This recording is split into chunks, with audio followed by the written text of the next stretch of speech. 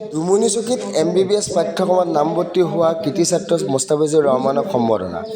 দৰং জিলাৰ দুমুনিচুকী মাৰুৱাচুকীৰ কৃতি ছাত্ৰ মুস্তাফিজুৰ ৰহমানে সদ্য ঘোষিত সৰ্বভাৰতীয় পৰ্যায়ৰ NEET পৰীক্ষাত সুখ্যাতিৰে উত্তীৰ্ণ হৈ অঞ্চলটিলৈ সুনাম কঢ়িয়াই আনিবলৈ সক্ষম হৈছিল।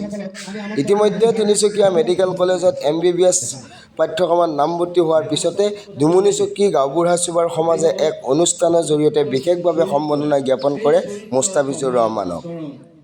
একেদৰে মুস্তাফিজুৰ ৰহমানৰ পিতৃ মাতৃকো সম্বৰ্ধনা জ্ঞাপন কৰে। শতাধিক ৰাইজ উপস্থিত থকা সম্বৰ্ধনা অনুষ্ঠানটোত আঁত ধৰে ৰাজু আহমেদে। অৱসৰী শিক্ষক দিলৱাৰ হুছেইনে আদৰণি ভাষণত মুস্তাফিজুৰ ৰহমানে অনাগত সময়ত চিকিৎসা সেৱাৰ লগত জড়িত হৈ ৰাইজক সেৱা আগবঢ়োৱাৰ লগতে ছাত্ৰ ছাত্ৰীৰ আদৰ্শ হ'ব বুলি আশা প্ৰকাশ কৰে। সভাত স্থানীয় সমাজকৰ্মী মমতাজ আলী, বয়তুল্লা আহমেদ, অৱসৰী শিক্ষক আব্দুল লতিফ, শিক্ষক শামছুদ্দিন আহমেদ, শিক্ষক জছিমুদ্দিন আহমেদ, যুৱ সমাজকৰ্মী ৰফিক আলী, যুৱ সমাজকৰ্মী আফজল হুছেইন, প্ৰাক্তন আছু নেতা দায়াদামুল হক চৌধুৰী, মঞ্জুল হক প্ৰমুখ্য কৰি কেইবাগৰাকী বিশিষ্ট ব্যক্তিয়ে মুস্তাফিজুৰ ৰহমানৰ এই নতুন যাত্ৰাৰ বাবে অভিনন্দন জ্ঞাপন কৰে।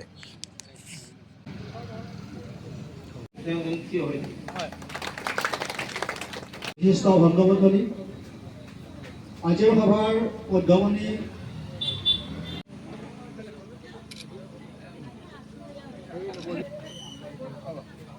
আজিৰ এই অনুষ্ঠানৰ সভাপতি দৰকাৰী ডাঙৰীয়াদেৱ,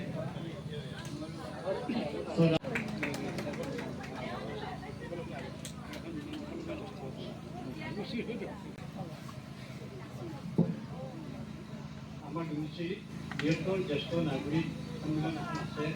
মই সকলো জ্যেষ্ঠ নাগৰিকৰ ধোৱা লৈ এইখন মই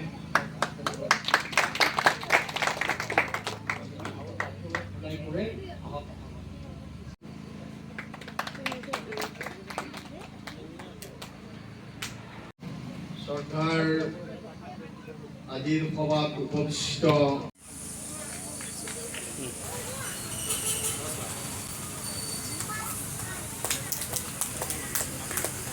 সম্বৰ্ধনা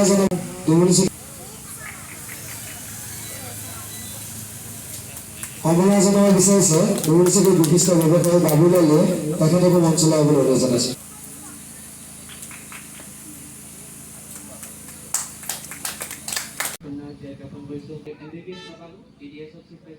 হয়, আজি আমি দুমুনিচুকী অঞ্চলৰ ভিতৰতে এজন কৃতি ছাত্ৰ মুস্তাফিজুৰ ৰহমান, তেওঁ সদৌ ভাৰত NEET পৰীক্ষাৰ প্ৰতিযোগিতাত তেওঁ সফলতাৰে উত্তীৰ্ণ হৈ মেডিকেল পঢ়াৰ তেওঁ এটা সুযোগ গ্ৰহণ কৰিছে আৰু ইতিমধ্যে তিনিচুকীয়া মেডিকেল কলেজ তেওঁ এডমিশ্যন লৈছে।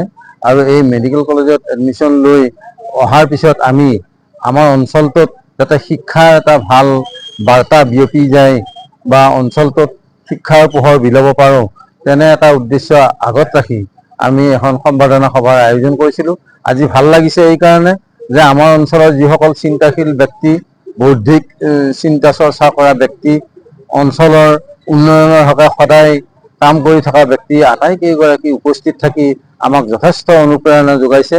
এনে অনুপ্ৰেৰণাদায়ক উপস্থিতিৰ কাৰণে আমি সঁচাকৈয়ে বৰ উৎফুল্লিত হৈছোঁ আৰু আশাবাদী হৈছোঁ যে ভৱিষ্যতলৈও আজি এজন মুস্তাফিজুৰ নহয়, আৰু শ মুস্তাফিজুৰ ৰহমান আমাৰ অঞ্চলৰ পৰা ওলাই আহক, ওলাই আহি এনেধৰণে সৰ্বভাৰতীয় যিকোনো প্ৰতিযোগিতামূলক পৰীক্ষাত অৱতীৰ্ণ হৈ সফলতাৰে আগুৱাই গৈ গৌৰৱ কঢ়িয়াই আনক, তাকে আমি কামনা কৰিছোঁ। আজি এই সভাখন ইয়াত অনুষ্ঠিত কৰাত যিসকল বক্তাই ভাষণ ৰাখিছে, তাৰ পৰা আমি এইটো কথা বুজি পাইছোঁ যে সঁচাকৈয়ে আমাৰ এই অঞ্চলত বৌদ্ধিক চিন্তা চৰ্চা কৰা, শিক্ষাৰ ক্ষেত্ৰত আগভাগ ল'ব পৰা ব্যক্তি যথেষ্ট লোকৰ সমাৱেশ আছে। আৰু এই সমাৱেশত তেওঁলোক থাকি চিন্তা চৰ্চা কৰি অনুজ যিসকল ছাত্ৰ ছাত্ৰী, তেওঁলোকক কেনেকৈ আৰু বেছি আগলৈ নিব পৰা যায় এই সম্পৰ্কে ইয়াত আলোচনা হৈছে। গতিকে আলোচনাকাৰীসকলক আৰু উপস্থিত ব্যক্তিসকলক মই এই আপাহতে তেওঁলোককো মই অশেষ ধন্যবাদ আৰু কৃতজ্ঞতা জনাই বক্তব্য সামৰিছোঁ। এই চেনেলৰ সকলো সংবাদদাতাক ধন্যবাদ জনাইছোঁ। আজিৰ যিখন সভা অনুষ্ঠিত কৰিলে, এই সভাখনে আমাৰ এই অঞ্চলত বা এই দেশত এটা লেখত ল'বলগীয়া কথা মই মোৰ মনত পৰিছে আৰু এই কথাটো মই মানে ক'বলৈ বিচাৰিছোঁ যে শিক্ষাৰ ক্ষেত্ৰত, মেধাৰ ক্ষেত্ৰত ইয়াত কোনো ধনী দুখীয়া কোনো ধৰ্ম নাই। এইটো উদাহৰণ মুস্তাফিজৰ মেধাৰ ক্ষেত্ৰত আমাৰ এই অঞ্চললৈ এটা ধুনীয়া বাৰ্তা কঢ়িয়াই আনিছে। মানে MBBS পঢ়িবৰ কাৰণে তেখেতে চিট পাইছে। তাৰ এটা উদাহৰণ যে একেবাৰে গৰীব পৰিয়ালৰ পৰা যায় তেওঁৰ যিটো মেধাৰ যিটো ব্ৰেইন, যিটো মানে শক্তি, সেইটো পৰীক্ষাত উত্তীৰ্ণ হৈছে। ইয়াত কোনো জাতি ধৰ্ম নাই। আমি এই সুযোগতে নীট পৰীক্ষা পাতোতাসকলক, চৰকাৰক ধন্যবাদ জ্ঞাপন কৰিছোঁ, যিহেতু আমাৰ এই অঞ্চলৰ এজন দুখীয়া ব্যক্তিয়ে তাত উত্তীৰ্ণ হৈছে সম্পূৰ্ণ মানে মেধাৰ ভিত্তিত। তাৰ বাবে মই চৰকাৰক ধন্যবাদ জ্ঞাপন কৰিছোঁ। গাঁওবুঢ়া চুবাৰ মুকুল আলীৰ ল'ৰা মুস্তাফিজুৰ ৰহমান, তেখেতৰ নীটৰ এক্সামত যোৱাবেলি 4বাৰ ট্ৰাই কৰিছিল। এইবাৰ তেওঁ 4বাৰৰ মূৰত এইবাৰ তেওঁ পাবলৈ সক্ষম হয় আৰু নীটৰ এক্সামত বহুখিনি কষ্ট কৰিছে। মই তেওঁৰ লগত বহুখিনিতে জড়িত হৈ আছিলোঁ আৰু তেখেতে যিমানেই যি নহওক প্ৰতিটো খবৰে মোক দিছিলে। আৰু মোৰ গাঁৱৰে বৰুতা হয় দিলৱাৰ হুছেইন আৰু মোৰ আব্দুল ককাইটি আৰু লগতে ৰাজু ককাইটি, তেওঁলোকৰ লগত মই কথা বতৰা পাতি তেওঁৰ যিখিনি আপোনাৰ শুভেচ্ছা বাণী দিব লাগে সেইখিনি মই আজিৰ এই মানে সভাৰ জৰিয়তে মই আমাৰ জ্যেষ্ঠ ব্যক্তি কেইজনকো আপোনাৰ উপস্থিত থাকি তেওঁলোকক উৎসাহ যোগোৱাৰ কাৰণে এটা প্ৰয়াস কৰিলোঁ আৰু এই প্ৰয়াসত আমাৰ জ্যেষ্ঠ ব্যক্তি কেইজনে আপোনাৰ বহুখিনি সহায় কৰিলে আৰু আজি ইয়াতে উপস্থিত হৈ মুস্তাফিজুৰ ৰহমানক শুভেচ্ছা দিয়াৰ লগতে আমাৰ প্ৰতিজন উপস্থিত হোৱা ব্যক্তিক ধন্যবাদ জ্ঞাপন কৰিছোঁ। লগতে মুস্তাফিজৰ এই কষ্টত আৰু মাৰাচুকী গাঁৱলৈ কঢ়িয়াই অনা গৌৰৱক মুস্তাফিজুৰ ৰহমানলৈ ধন্যবাদ জ্ঞাপন কৰিলোঁ।